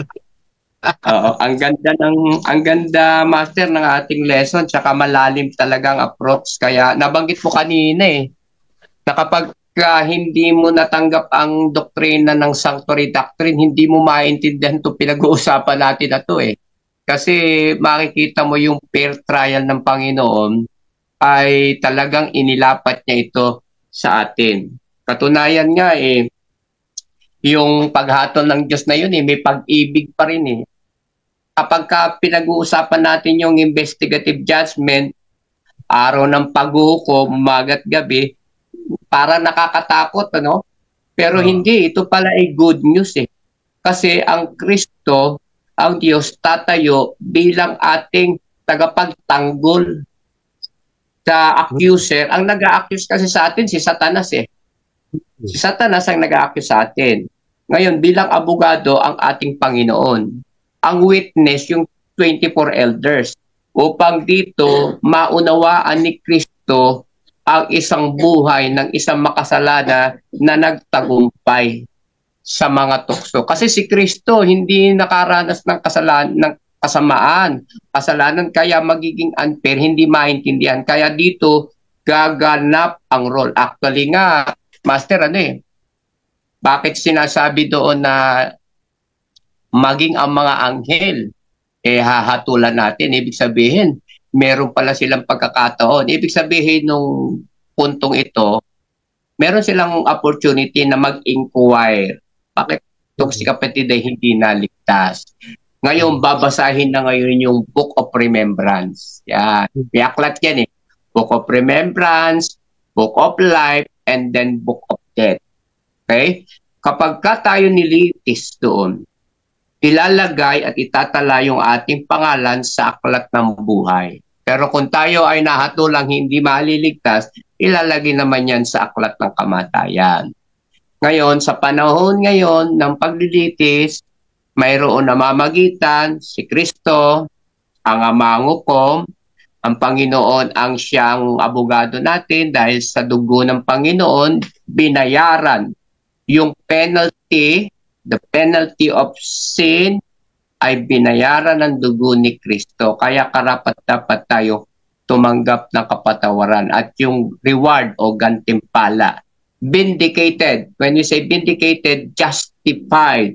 Justifier. Naglilinis. Ngayon, sabi nila, ginawa na ni Kristo, wala tayong gagawin, wala tayong kabahabahagi, doon nagkaroon ng pagtatalo-talo palagi. When we say vindication, yun po yung justification. Nandun yung you are pronounced innocent, you are acquitted, vindicated, justified, pure, no? Judicial sentence.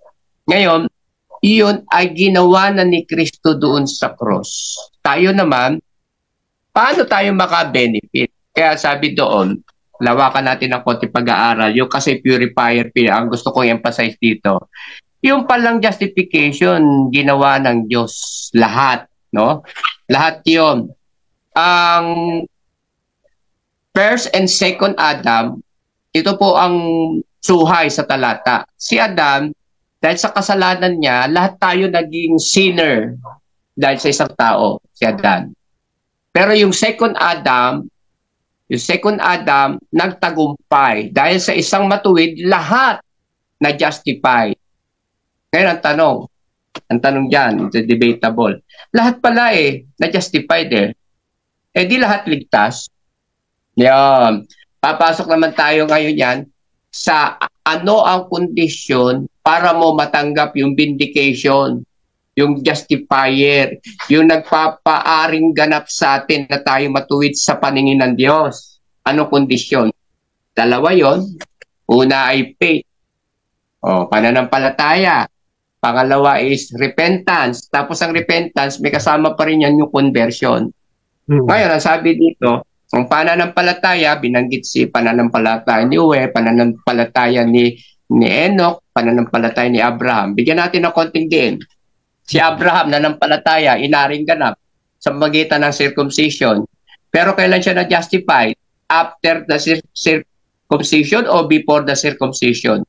Na-justified siya after the justification, sumunod yung kanyang undergo ng circumcision. Si Abraham, sabi ng Diyos sa kanya, magkakaanak ka. Nanampalataya si Abraham. Pero kung sinabi dito ni Abraham, nanampalataya lang siya, magkakaanak ba siya kung hindi niya sinipingan yung asawa niya?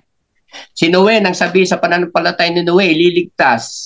Kung ang ginawa ni Noe, nanampalataya ako pero hindi gumawa ng daong. Palagi.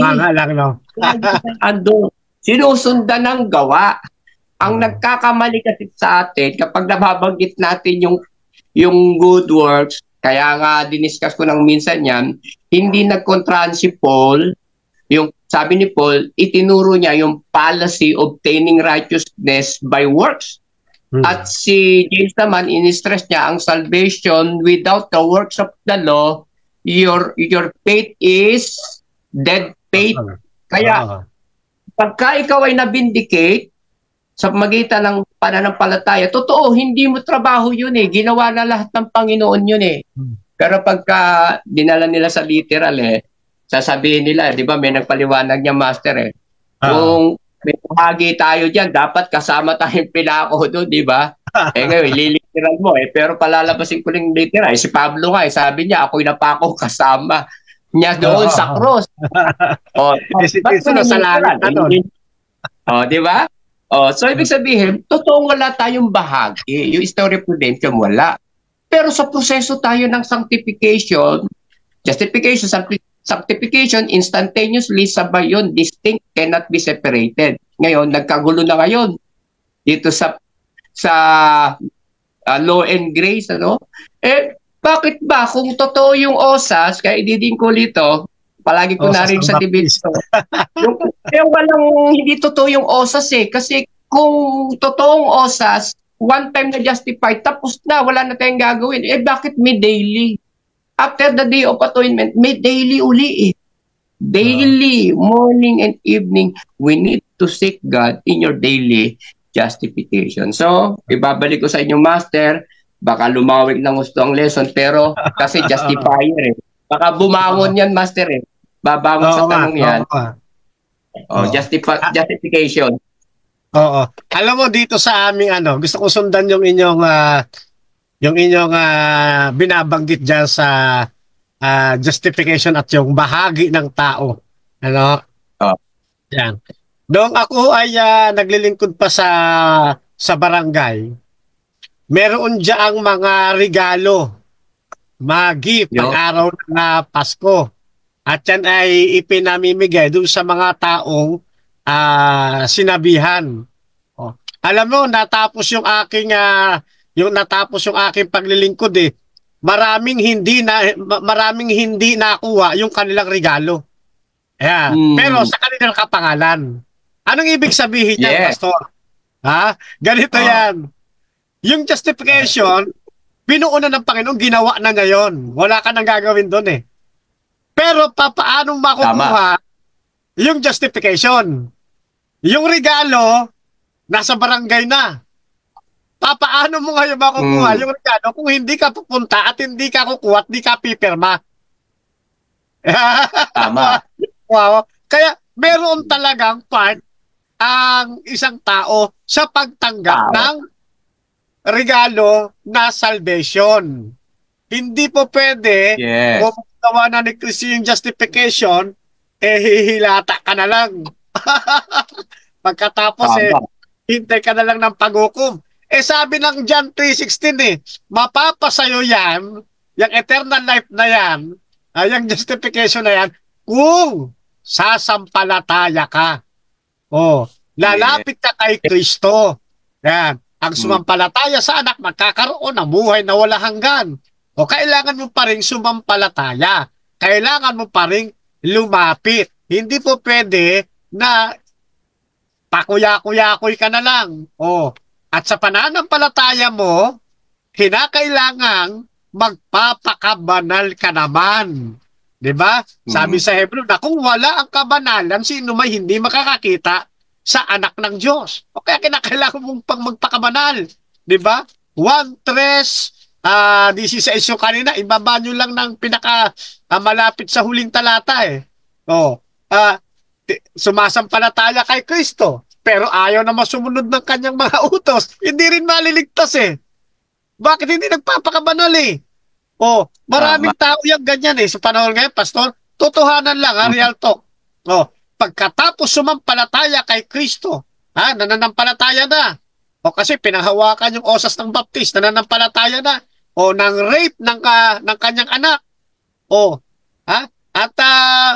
Yung iba, talagang karimari-marin pa ginawa. Meron kami dito nga Baptist doon sa kabilang barangay. Yung kanyang nililigawan, hindi siya sinagot. Ang ginawa niya, nirape niya. Tapos nag-attempted murder pa. Ngayon, ito ba, maliligtas ba ito? Hindi.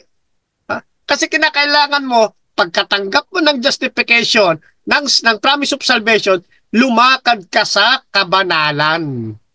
Yan. Hindi pwede pa kuya-kuya. Kaya nga sa langit, walang magnanakaw eh.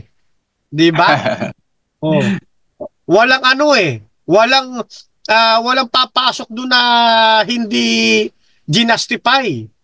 Yan. Maliban na lang doon sa mga hindi nakalakad sa sanctification kasi inabutan sila ng ultimatum ng clause of provision, saka lang sila tawag dyan, nagbalik loob. Iba namang usapan yon. Yung mga nabundol na sasakyan, bago mawala yung kanilang ulirat, humingi ng tawad sa Panginoon. Hindi nakalakad yung sa justification. Ibang usapin yon. Yung nasa canon ni Jesus Christ, canon ba yon? Basta yung isa sa nasa niya, na nakapako. Hindi na nakalakad sa yun eh. Kasi inabutan na yung nakamatayan eh. Yan. ibang case yun. Pero tayo, na may makalakas pa ngayon, pag tayo kay Kristo, talagang lumakad tayo sa kabanalan. Kasi yung karakter ng Diyos, gusto niyang dalhin din natin. Tayo yung maging replika. Kaya nga tawag sa atin eh. Di ba? Bansang banal. O makaharing saserdote. O, kinatawan tayo ng ating Panginoon. Kaya dapat yung ating buhay, talagang buhay pananampalataya gaya ni Apostol Pablo. Sa ganitong paraan, lalo masisira yung strategy ng kaaway na si Satanas, Pastor Cesar. Bakit? Dahil si Kristo laging nagtatagumpay sa buhay ng tunay na mga mananampalataya niya. Ayan, balik sa iyo, Pastor Cesar. Okay, so napakaganda po ng ating pinag-uusapan. So therefore, kapag tinanggap natin si Kristo, sasampalatayanan na natin yon. Lahat tayo tumanggap ng regalo, kumbaga sa ayuda, yung kwento mo kanina, lahat nandoon, pero hindi lahat naka-benefit kasi hindi pumunta.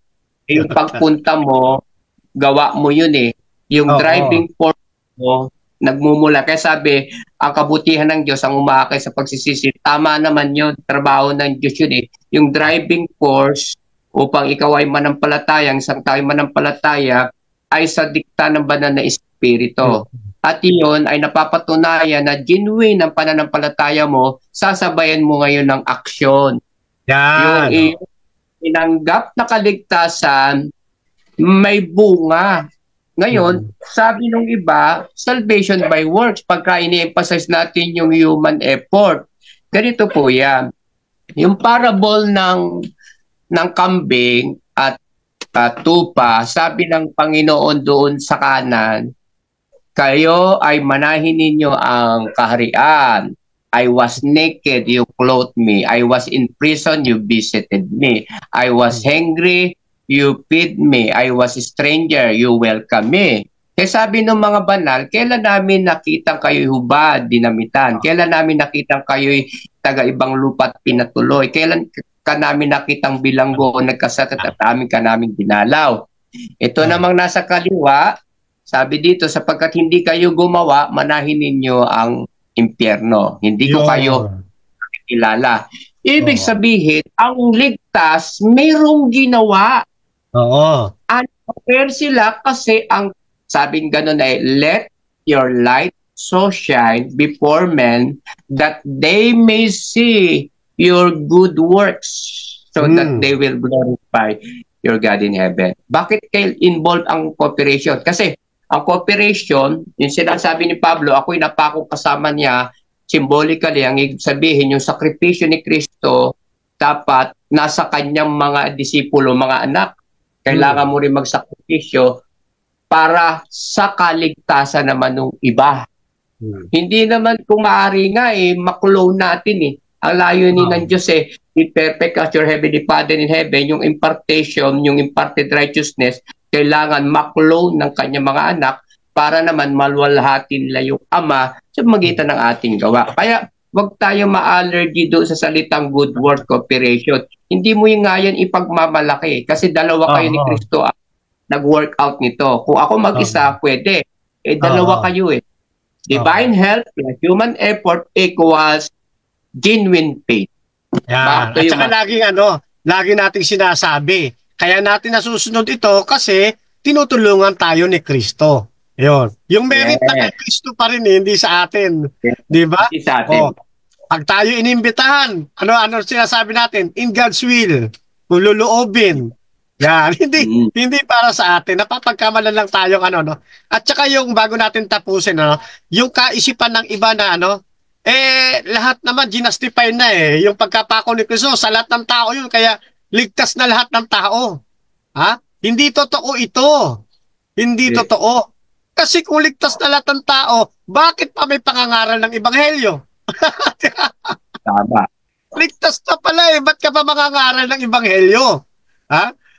Magiging useless yung pangangaral mo kung lahat ng tao ligtas na. Di ba? Huwag na tayong mangaral. Bakit sinasabi ng Biblia? na kailangang may pangaral ang Ebanghelyo sa buong sanlibutan at kung magkagayon darating ang wakas. Bakit?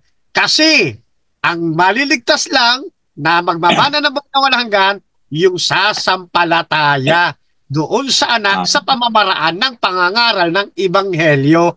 Yan. Yeah. So, ang dapat na term diyan, ang Diyos naglaan ng kaligtasan para sa lahat ng tao. Yan. Naglaan, no? Gumawa siya ng kaligtasan para sa lahat. Kailangan mo itong matanggap sa pamamagitan ng tunay na pagsampalataya na ikaw ay lalakad sa sanctification hanggang sa glorification. Yan. Ganyan po yan mga kapatid. So, kapatid na Alfonso Magan, prepare ka at magko-closing song po kayo, ha? Okay? Closing statement tayo, Brother Sam. Tapos susundan tayo ni Pastor Cesar. Bro. Closing statement muna. Maganda yung inyong natalakay tungkol sa ating sa kaligtasan. Tama po, lahat ang kaligtasan ay inoffer sa lahat ng tao. No? Ngunit ang mabibigyan lamang o kanyang ma-justify lang niya ay yung mga tumanggap sa kanya. So, sila ay ibinilang na walang kasalanan. Tawagin niyo sa English, imputed righteousness. No? Sila ay tinakpan ng Diyos ng kanyang katwiran. Pero, para maparatili natin yung pag-aaring ganap sa atin ni Kristo na tayo ibinilang niya na walang kasalanan, kailangan natin isabuhay yon sa pamamagitan ng pag-impart ng righteousness ni Kristo sa atin para malakaran natin yung mabubuting gawa na kanyang inihanda sa atin. So, kung mapapansin po natin yung ating leksyon, ay makikita natin talaga na ang Diyos sa huling panahon ay siya ay mabibindicate.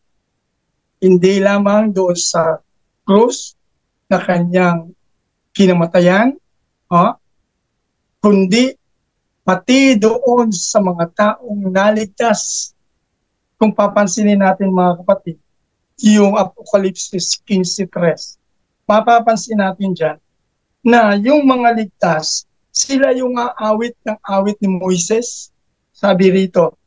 At inaawit nila ang awit ni Moises na alipin ng Diyos at ang awit ng kordero na sinasabi, dakila at kamangha-mangha ang iyong mga gawa, o Panginoon, Diyos na makapangyarihan sa lahat, matuwid at tunay ang iyong mga daan, ikaw na hari ng mga bansa. So mapapansin natin na yung mga ligtas, yung kasama na ginamit ng Kristo na mag-vindicate ng kanyang pangalan.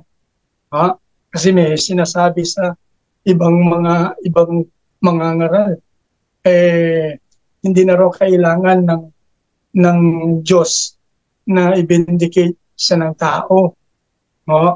Pero mapapansin natin sa talata na ito na yung taong ligtas, sila yung aawit ng awit ni Moises. Sila yung magsasabi na matuwid at tunay ang iyong daan. Di ba? Ang iyong daan, o Diyos na makapangyarihan.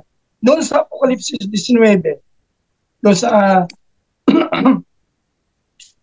ay makikita rin natin dyan yung sa 19:1 hanggang 6. Sabi dyan, pagkatapos ng mga bagay na ito, ay narinig ko ang gaya ng isang malakas na tinig ng napakaraming tao sa langit na nagsasabi, Hallelujah! Ang kaligtasan at kaluwalhatian at kapangyarihan ay nauupol sa ating Diyos sapagkat tunay at matuwid ang kanyang paghatol.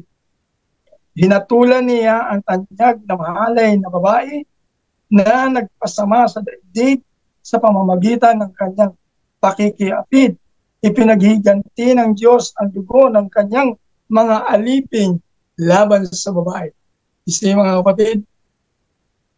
3. At ikalawang pagkakataon ay kanyang sinabi, Hallelujah!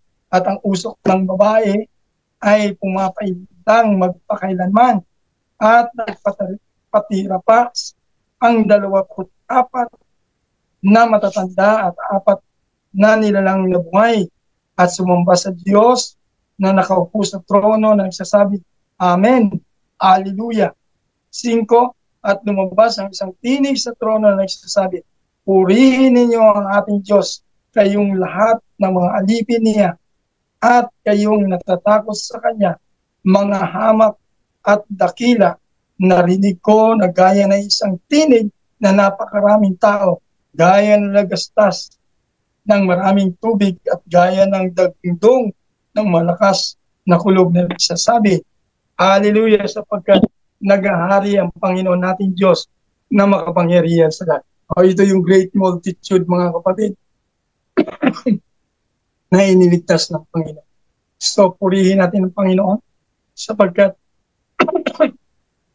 ang kanyang pag-ibig, ang kanyang paghatol ay matuwid. Makikita natin na hindi lamang sa krus na vindicate ang Panginoon, kundi sa glorification na darating na ang mga ligtas mismo ang magsasabi, Hallelujah. Ang daan ng Panginoon ay matuwid, ang kanyang paghatol ay matuwid. So, yun lamang mga kapatid at magandang gabi. Pastor Cesar? Okay, so bali bilang recap ay kasi ito yung sensitive na topic, malamang may mga magtatanong ng bahaging yan.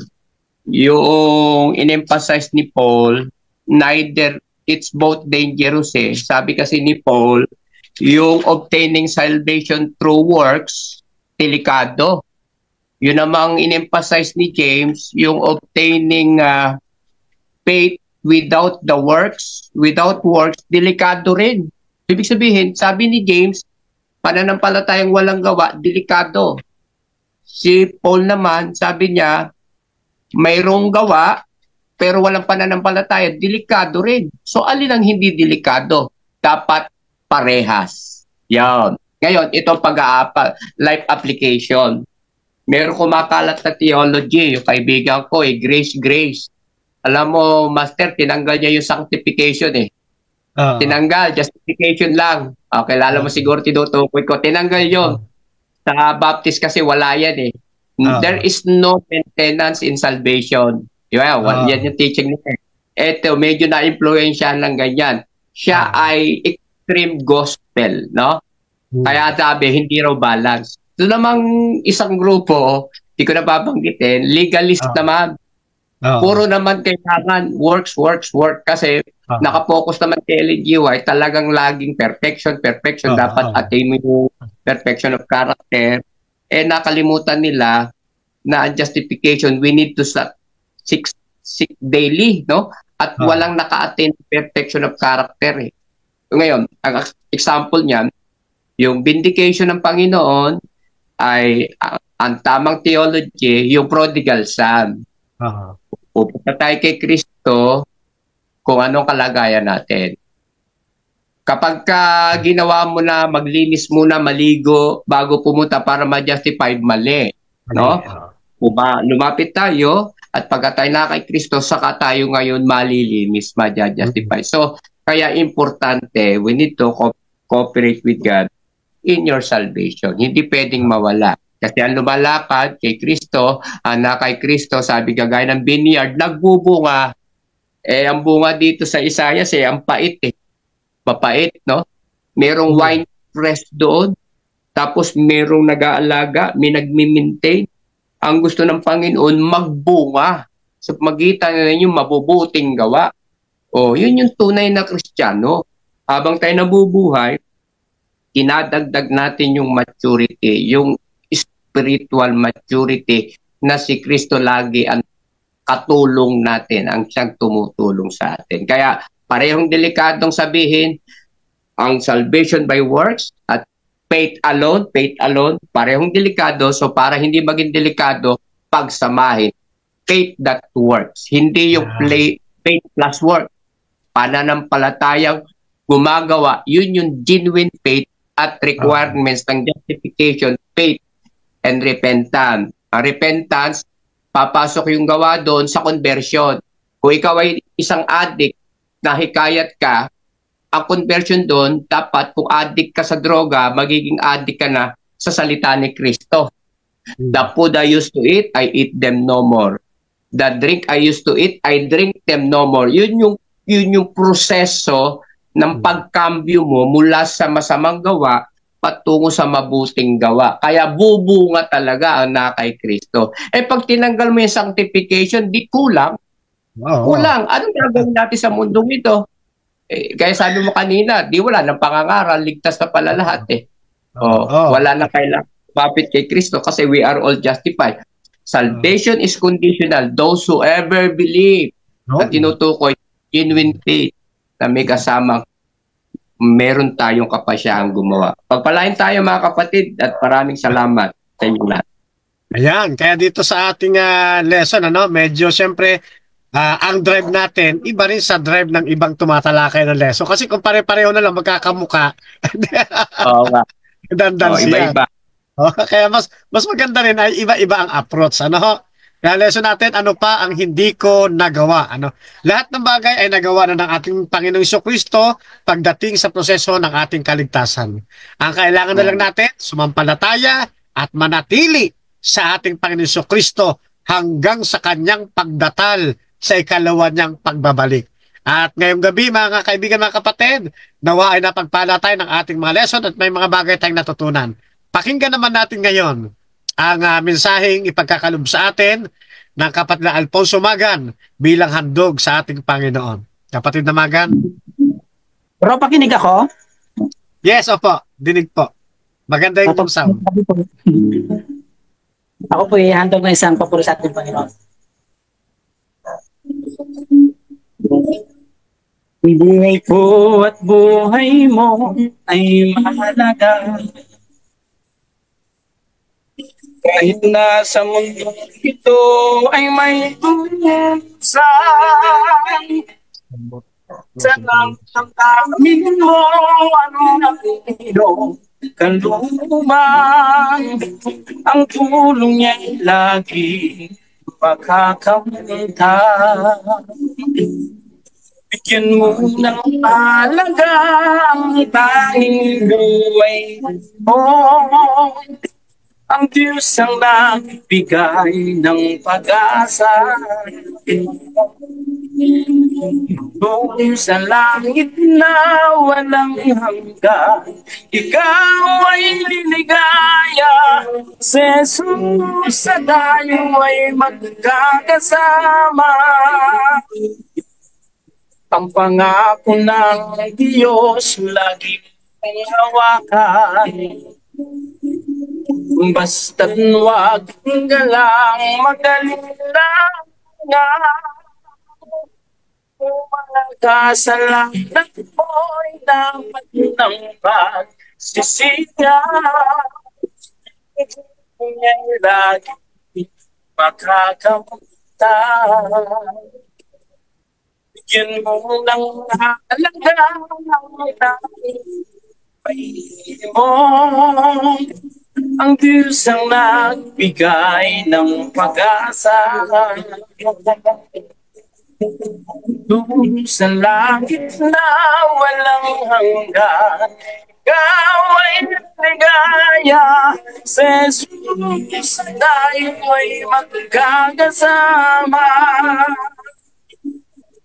Yan mo ng halaga ang tanging buhay mo. Siyang nagbigay ng pag-asa. Doon sa langit na walang hanggan, ikaw ay ligaya. Sa Jesus tayo ay magkakasama. Sa Jesus tayo ay magkakasama.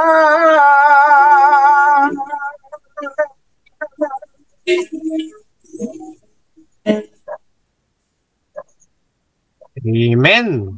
Napakaganda ng awiting napakinggan natin mga kapatid at I hope na maging kayo ay na-bless sa ating pong napakinggan makalangit na awitin. Sister Bot, nandiyan ka pa ba? Brother Sam? Diyan pa si Sister Bot? Bro Sam? Nakamute po kayo? Tulog na bro. Ato. Pag-closing prayer ko sana. Kaya mo pa ba mag-closing prayer, Kuya Sam? Sige, sige. Okay. Tayo ay manalangin. Dakila at makapangyarihang Diyos. Tunay Panginoon, ng iyong pag-ibig, ang iyong paghatol ay sapat sa lahat ng tao. At ito ay nagbibigay sa amin ng tamang katwiran na patuloy kaming sumulit sa inyo, patuloy kaming mananagumpay dahilan sa iyong biyaya, sa iyong kapangyarihan, at sa iyong ibinigay na halimbawa. O Diyos, salamat sapagkat ang kaligtasan na inyong pinagkaloob ay patuloy ninyong pinalaganas. Maasa kami na itong pag-aaralan namin ay patuloy na aming maibahagi sa aming kapwa, sa aming mga kapatiran sa iglesia, sa kinabukasan, upang sila man din ay makinabang sa aralin na ito at sila tuloy na sumunod at magtapat sa inyo. Salamat po, O Diyos, sa pagdiginig sa aming panalangin at tuloy po niyong paspasan ang gawain na ito na aming sinasagawa. Ito po ang aming hinidalan sa pangalan ng Jesus. Amen. Alright, so maraming salamat Pastor Cesar, kapatid na Sam, at kay kapatid na Alfonso Magan. So magandang gabi po sa inyo at dyan din po sa live natin. Mapalad ang bumabasa ng salita ng pula. Mapalad ang nakikinig at tumutupad. Mapalad ang nahahapis at sila ay aaliwin. Mapalad ang nagugutom at sila ay bubusugin. Ang magtiis hanggang sa wakas, sila lamang ang